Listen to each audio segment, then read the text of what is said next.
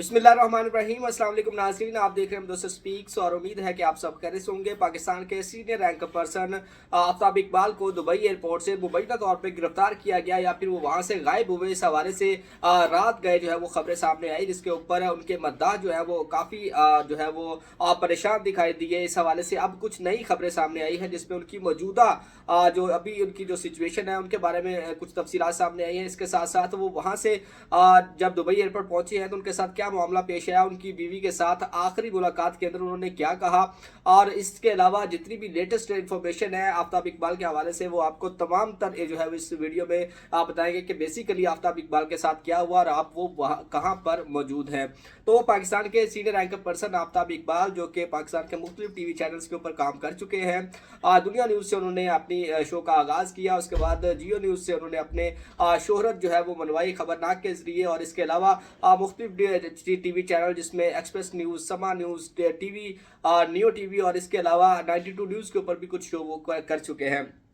इसके अलावा आफ्ताब इकबाल साहब जो हैं वो आप न्यूज़ के फाउंडर भी रहे हैं, और पिछले कुछ अरसे में पाकिस्तान के अंदर जब उनके ऊपर मुख्तलिफ तरह की पाबंदियां लगाई गई पीडीएम गवर्नमेंट के बाद, उसके अलावा मौजूदा गवर्नमेंट में भी उनके साथ कुछ अच्छा सलूक नहीं किया गया, जिसके बाद उनको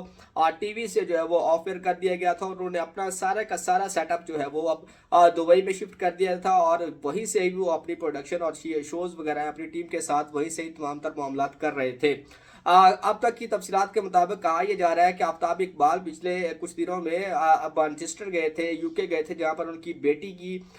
जो है वो एक सेरेमनी थी ग्रेजुएशन की, और वहां पर उन्होंने शिरकत की। जिसके अलावा उन्होंने वहां पर कुछ निजी तकारीब के अंदर भी शिरकत की, एक दो टीवी शोज़ के अंदर भी उन्होंने जो है वो शिरकत की, और वहां से जब वो वापस आ रहे थे तो अपनी अहलिया के साथ, और जब वो दुबई एयरपोर्ट पर पहुंचे हैं तो वहां पर जब उन्होंने अपनी क्लैरिफिकेशन करवाने के लिए अपने पासपोर्ट की स्कैन करने के लिए कहा यह जा रहा है कि उनकी जो मिसिज है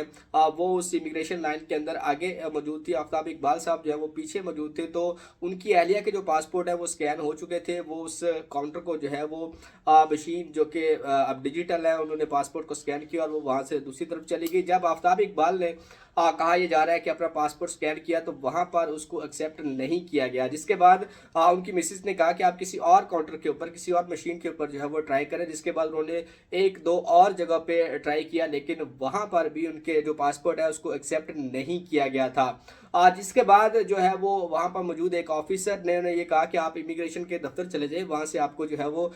थोड़ी रहनुमाई मिल सकती है।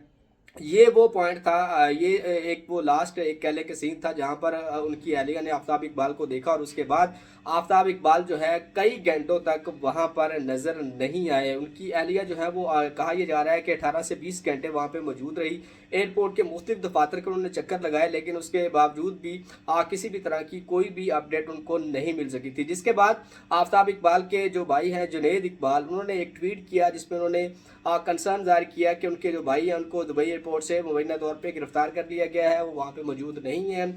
लिहाजा जो है जितने भी अदारे हैं उनसे रिक्वेस्ट है कि वो आफ्ताब इकबाल की खैर खैरियत के हवाले से फैमिली को आगाह करें। फैमिली इस हवाले से काफ़ी डिस्टर्बेंस का और परेशानी का शिकार है। जिसके बाद इस बात को कन्फर्म किया गया, और मुख्तलिफ टीवी चैनल्स के ऊपर भी ये खबरें चली कि आफ्ताब इकबाल को जो है वो मुबैना तौर पर दुबई एयरपोर्ट से गिरफ्तार किया गया है। लेकिन अगर गिरफ्तारी की बात करें तो किसी भी अदारे के पास कोई भी इंफॉर्मेशन मौजूद नहीं थी। पाकिस्तान एम्बेसी के अंदर जब उन्होंने पूछा गया तो वहाँ पर भी उनको कोई भी किसी तरह की कोई इंफॉर्मेशन नहीं थी कि क्या आफ्ताब इकबाल को वाकई तौर पे